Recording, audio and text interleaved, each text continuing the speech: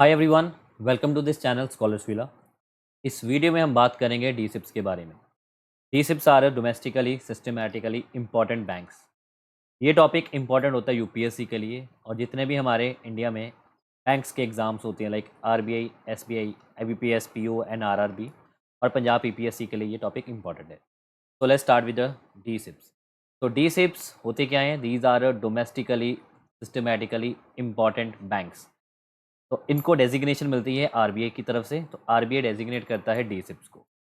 हमारे इंडिया में 3 बैंक्स हैं, SBI, HDFC and ICICI.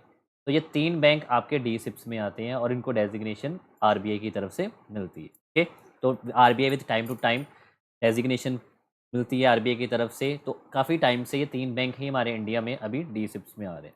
Okay, तो डी सिप्स को क्या कहा जाता है? दीज बैंक्स आर कंसिडर्ड और called too big to fail. मतलब ये इतने बड़े बैंक होते हैं, ये फेल इजीली नहीं हो सकते।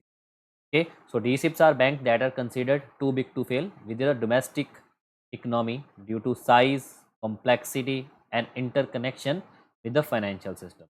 Okay, तो ये इंपॉर्टेंट है। These banks are called too big to fail because ये इतने बड़े बैंक हैं, easily ये फेल नहीं हो सकते। And these banks are classified based on the potential economic disruption if they fail. Okay, तो इनको उस तरह से क्लासीफाई किया जाता है। अब इनका सिलेक्शन किस तरह से होता है? आरबीआई इनको कैसे सेलेक्ट करता है डी सिप्स को? तो इनके 2 प्रोसेस होते हैं। There are 2 steps. ओके, तो उनके 2 तरह के स्टेप्स होते हैं। पहला स्टेप है सैंपल सिलेक्शन। जो बैंक इनका एग्जैक्टली एसेट्स इंडिया की जीडीपी का 2% से ज़्यादा है, तो उन्हीं को ही उसमें सेलेक्ट किया जाएगा। तो not all banks are assessed, only those with a significant systematic importance based on size. तो इसमें साइज की इंपॉर्टेंस कैसे कंसीडर की जा रही है? तो bank with a asset over 2% of the GDP. तो जिन बैंक्स का एसेट हमारी इंडिया की जीडीपी का 2% से ज़्यादा है, उन्हीं बैंक्स को कंसीडर किया जाएगा। तो ये हो गया हमारा फर्स्ट सिलेक्शन प्रोसेस।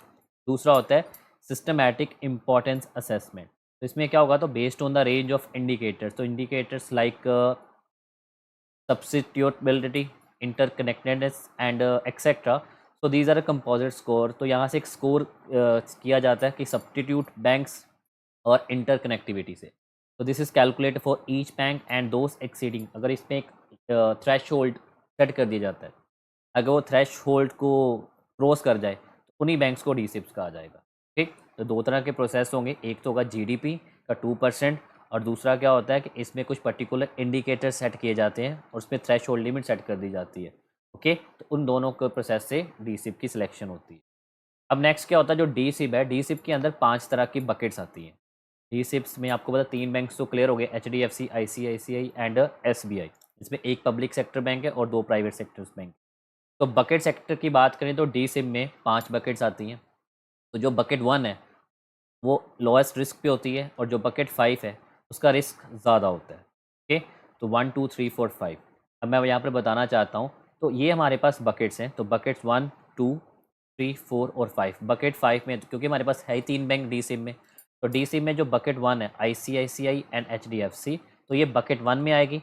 और बकेट 3 में कौन सा बैंक आएगा? State bank of India. Okay, ना तो 5th में, 4th में और 2nd में कोई भी बैंक नहीं आ रहा, फर्स्ट में आएगा। बिकॉज अगर हमने अभी पढ़ा है, जो फर्स्ट है उसमें लिस्ट जो है वो लो होगा। तो ये कौन से बकेट है? ये डी सिप की बकेट्स हैं। ओके, डी सिप की कैटेगरी अलग होगी कि डी सिप 3 बैंक्स हमारे आएंगे और डी सिप के अंदर आपकी 5 बकेट्स आ जाएंगी। तो बकेट 1 में लोएस्ट रिस्क होगा और बकेट 5 में सबसे ज़्यादा रिस्क होगा।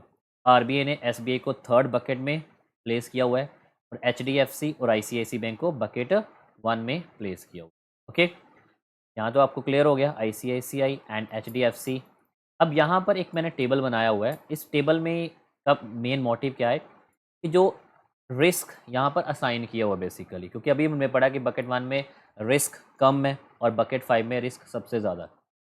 तो based on the buckets in which D SIBs are place, तो यहाँ पर क्या होता है कि सभी बैंक को एक अपना कॉमन इक्विटी रिक्वायरमेंट और यहाँ पर चाहिए होता है। So this require additional common equity. Okay, अब ये इक्विटी कितनी है? क्योंकि अब सबसे कम रिस्क यहाँ पर है, तो यहाँ पर 0.20% हमें क्या करना पड़ेगा? इक्विटी रिक्वायरमेंट में हो और चाहिए होगी। ठीक है, so these are additional common equity tier 1 requirement as a percentage of risk weight assets.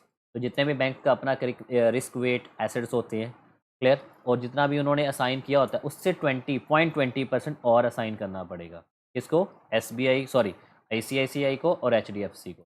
अगर स्टेट बैंक की बात करें तो उसको रिस्क थोड़ा ज़्यादा है, क्योंकि थर्ड बकेट में रखा गया हुआ है, तो उसको 0.60% और रिस्क वेट असाइन करना होता है। ओके, और कॉमन इक्विटी टायर 1 असाइन करना होगा।